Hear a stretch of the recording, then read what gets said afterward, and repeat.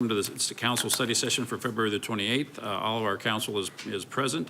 The first item on the agenda for this meeting is to review items on the agenda for the March 4th regular council meeting. So council, please refer to that document. Currently, there are no items off of the consent agenda.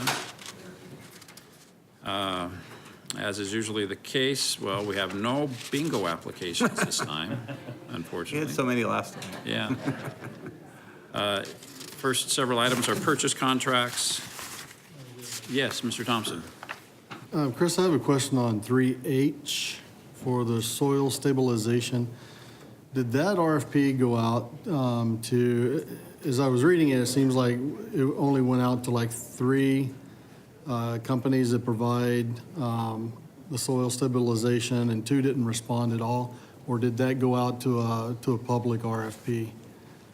And I asked because I noticed that I think it's ProChem, I think, does soil stabilization, and they weren't on the list either. And I know they've been to the city before, so I'm just wanting to make sure that we're getting the best deal possible versus just sending it out to 3 potentials. Go ahead, Matt. Hi, I'm Matt Bauer, the Purchasing Administrator.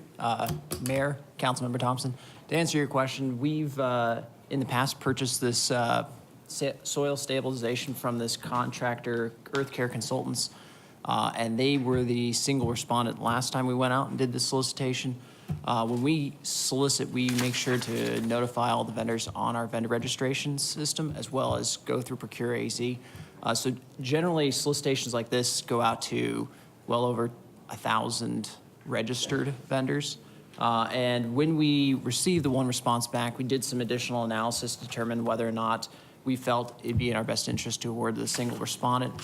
We looked at other agencies such as Maricopa County, who also has a contract with this same contractor, and found out that they were the only respondent on the county's contract as well. So there's just not a lot of contractors that provide this particular product that we put, this dust stabilizer, but the rates are right in line with what the county pays as well.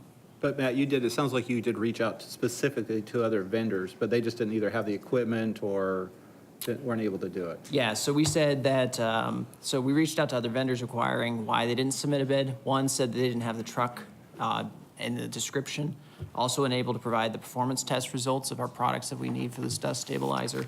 Another vendor said only a supplier does not provide the installation, but they'll provide the product, but we need both of those. So through our review, we felt confident that this would be in our best interest to award to the single respondent. Okay, that answers that. Perfect. Thank you. Council, any other items on the agenda for March 4th you'd like to get additional information about?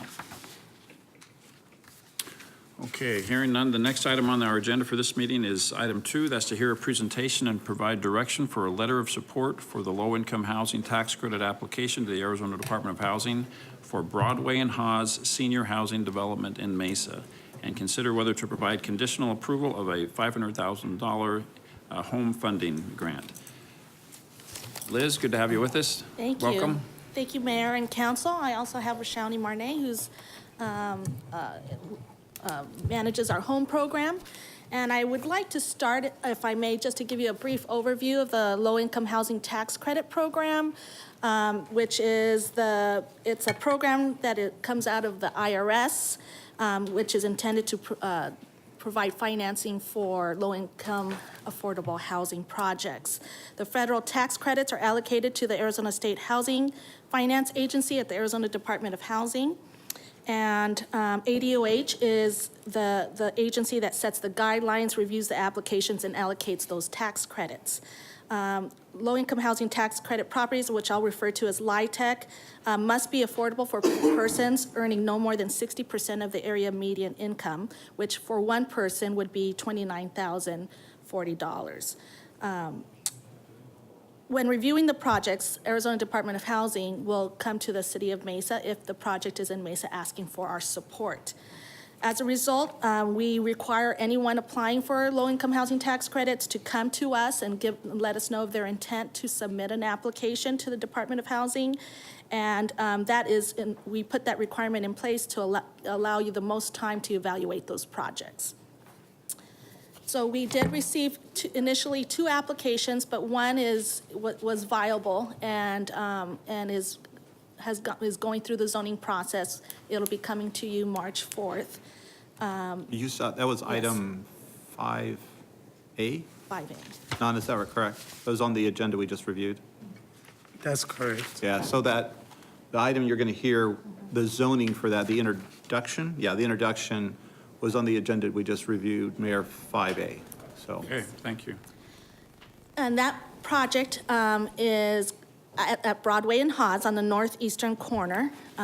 It's going to be, it's on approximately 8.7 acres and will be 237 units targeted for those who are seniors, seniors who can live without assisted living. It will not provide any on-site kind of services for seniors that might need higher level of care. The units are targeted at 40 to 60% of area median income. And you can see they will have both 1, 2, and 3 bedrooms. The rents will range from $648 to $1,139. The one thing I would like to point out about this project, their application will be submitted for a 4% bond deal, which means it's non-competitive. They still have to meet all the requirements of the qualified allocation plan. Those are the policies and rules set by the Arizona Department of Housing. The difference here is they're not competing for those tax credits. What it does mean is that because it's 4%, they get less tax credits than a 9%, which is the competitive part of the LIHTC. That requires them to bring more private financing to the table. It also does demonstrate a gap in financing. So they have also come to us requesting $500,000 from our home funds. Their development team, I want to talk a little bit about the project sponsor, which is, yes. Excuse me, Liz, Mr. Luna has a question. Liz, what we're doing isn't unusual. I think we did this with other developments in the west side of Mesa, is that correct? Mayor and Councilmember Luna, we have done other projects through the LIHTC. I don't know when was the last time we did a 4% bond deal, but it's probably not unheard of that we've done that here in Mesa. But they are still, in essence, the same type of properties. I think where Mr. Luna was going, it's not unusual for us to give home funds to a LIHTC project. I'm Right. sorry. For example, Yes. ArtSpace, Yes. others, Yes. this is not uncommon at all. is it? Yes, I apologize, Yeah. Mayor. That's fine. Yes, Councilmember Luna, we have definitely committed home funds to most projects who've requested, who have gone in and been successful with low-income housing tax credits. So the developer, I want to stay on that screen. So the name of the project is Mesa Leased Housing, but the developer is Dominium. Dominium is a national developer that 90% of their portfolio is affordable housing products, but they come with a tremendous amount of experience. And they have over 30,000 units across the country. They recently did a project in Tolleson, a rehab project, and they are also looking at developing bringing in a new project in South Phoenix. Their total development cost for this project will be over $55 million. 21 million is projected to be tax credits, and they are bringing in their own private financing of approximately over 31 million. So they're bringing significant amount of funding to this project.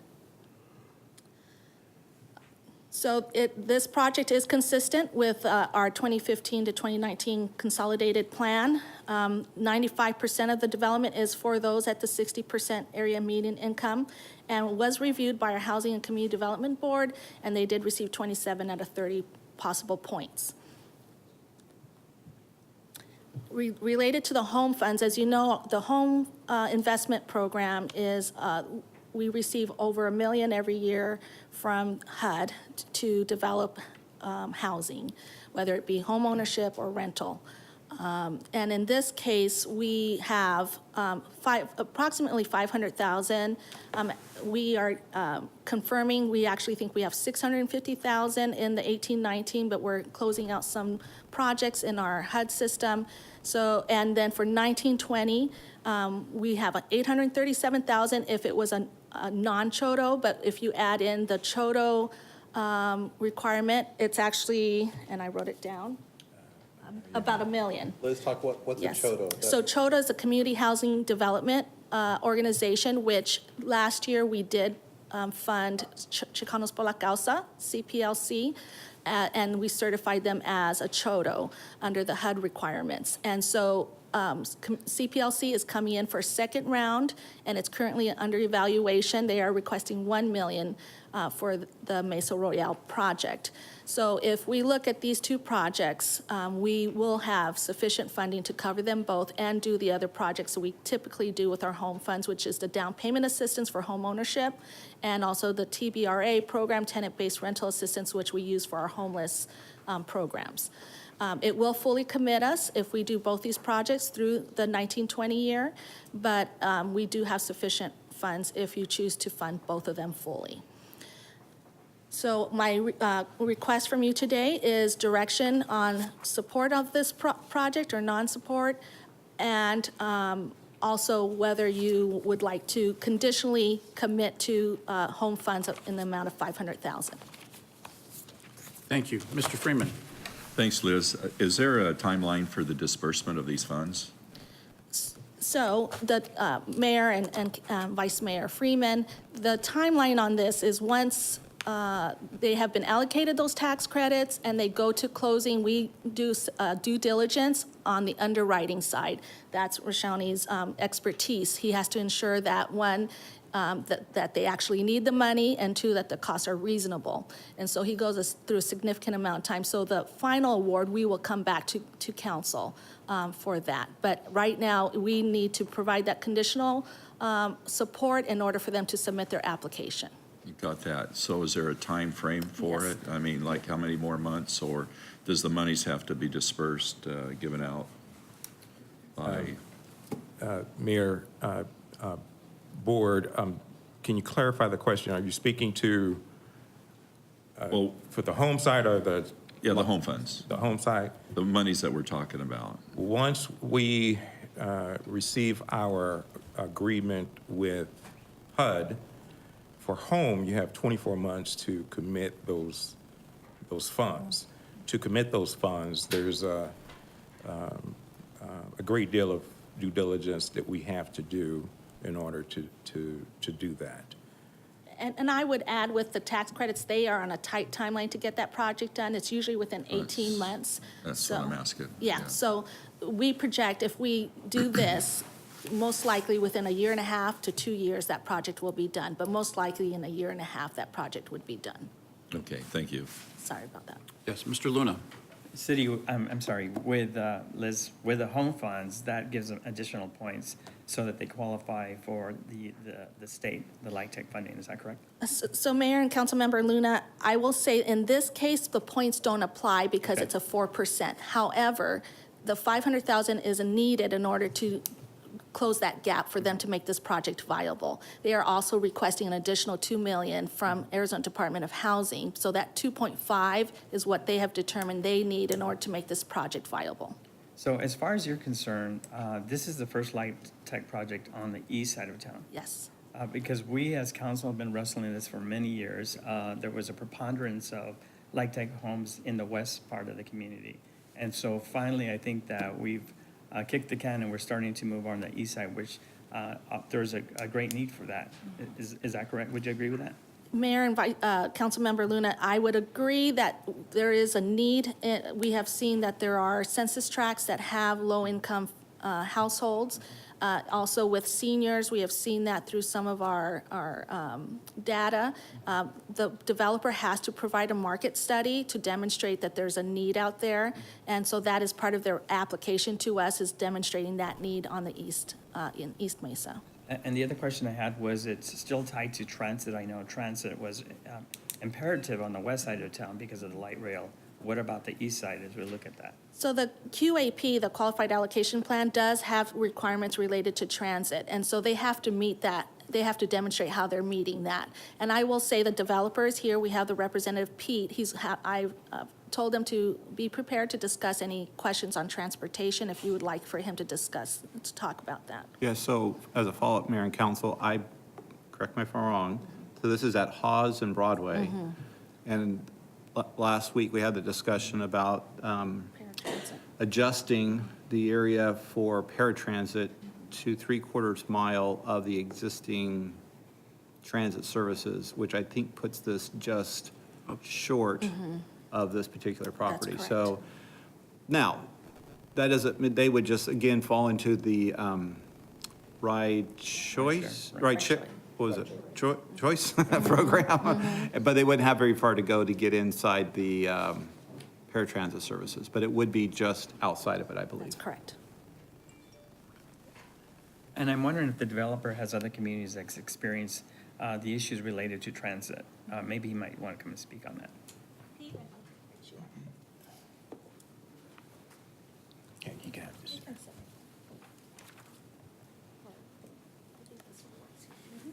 Good morning, everyone.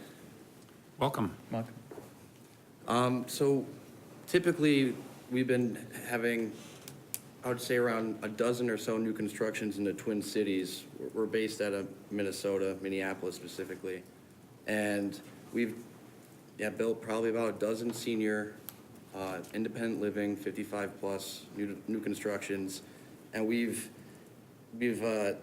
incorporated a private van system where we would actually have a bus come and take residents to the grocery store or some events, but we typically use that van, and so once a week, each development will get that van and take residents to said events or grocery stores or fun events like that. So I wouldn't say that we've dealt with this problem before, but we would like to incorporate that same bus or van system in our properties down here as they become built.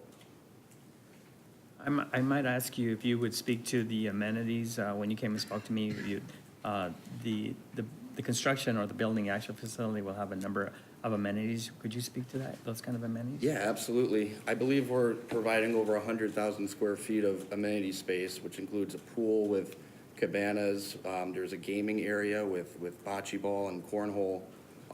Those are the outside amenities. And then on the interior side, we have a spacious club room, theater room, library area, craft room as well.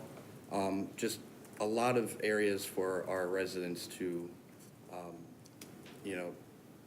come together and as a community in its own development.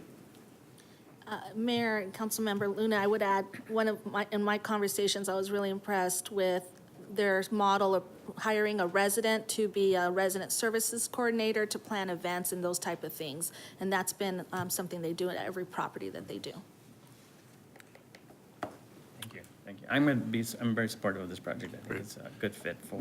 Mayor, Councilman, I also want to ask, since you have attention, kind of are concerned about a lot of sometimes medical calls to the facilities, and maybe do they have the personnel on site to assist with something like that?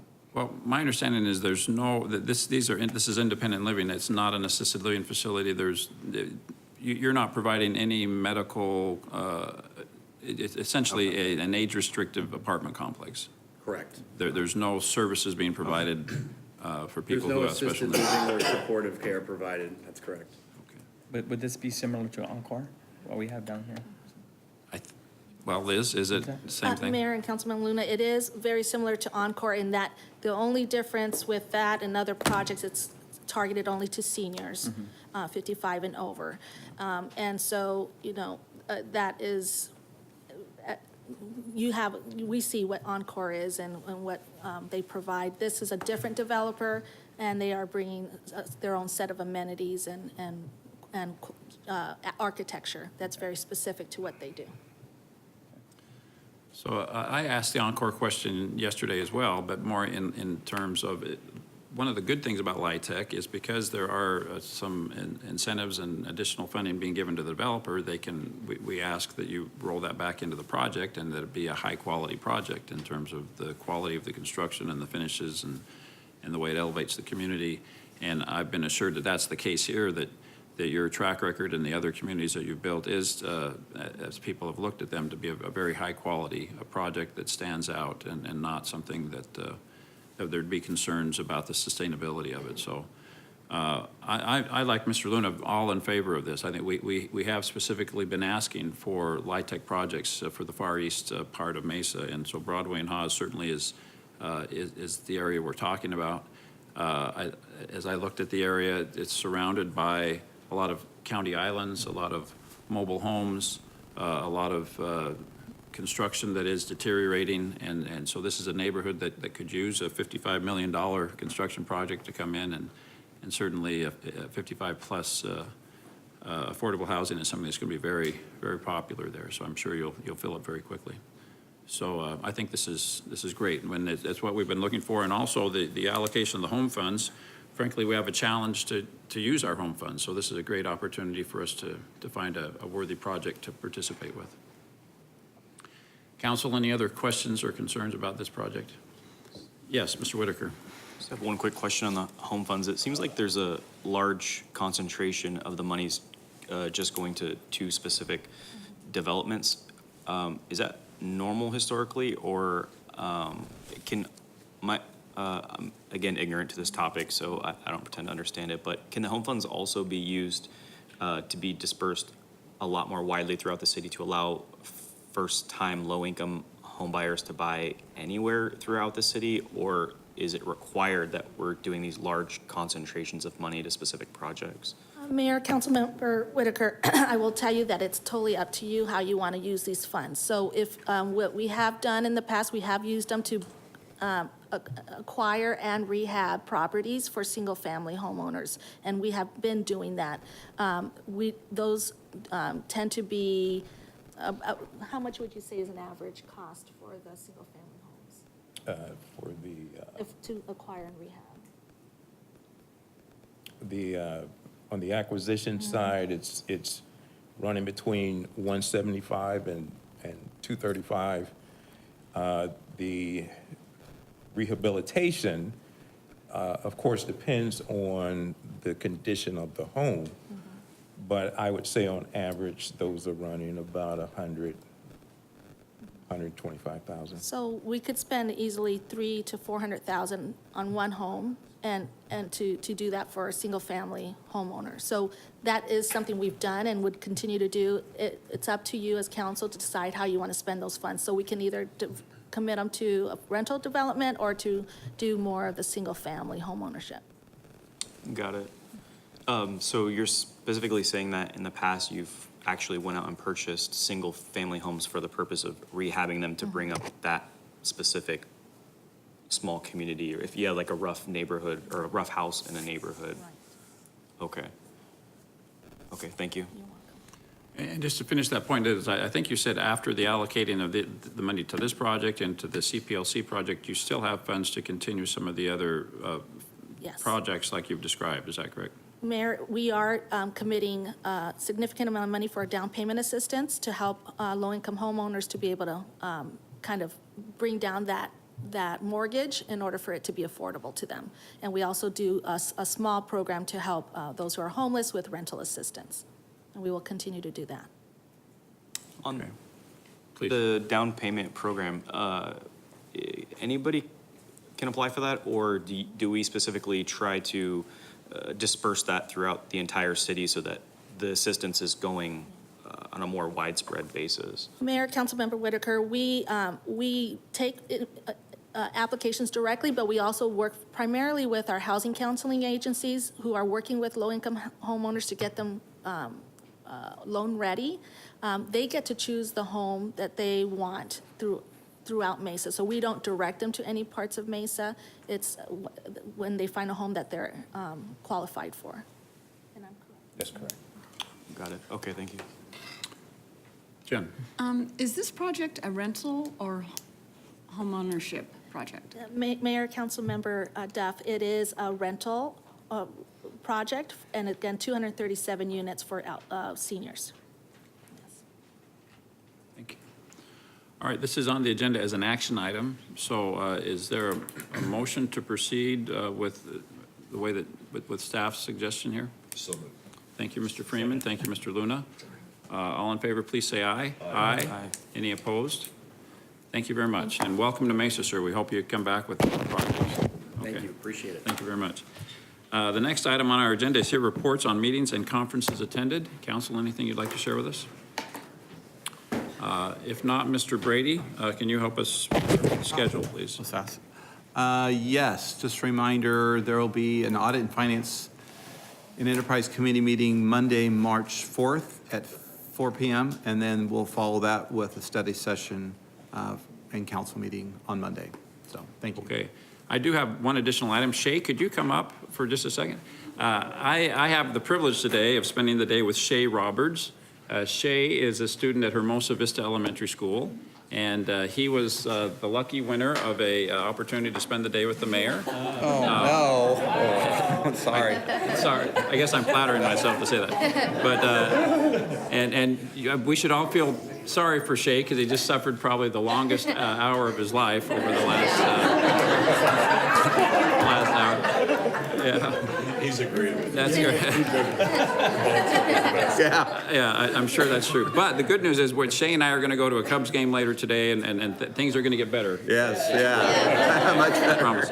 But, we're pleased to have Shay's mom with us as well, and she'll be accompanying him throughout the day on our activities as well. But I've invited Shay to serve as the mayor as we conclude this meeting, and so Shay, why don't you take it away from here? You're going to use the gavel, and first you say... Is there a motion to adjourn? Thank you. Say, all in favor? All in favor? Aye. Aye. And then say... We are adjourned. Nice job. Okay. All right, thanks very much. Best part of the meeting.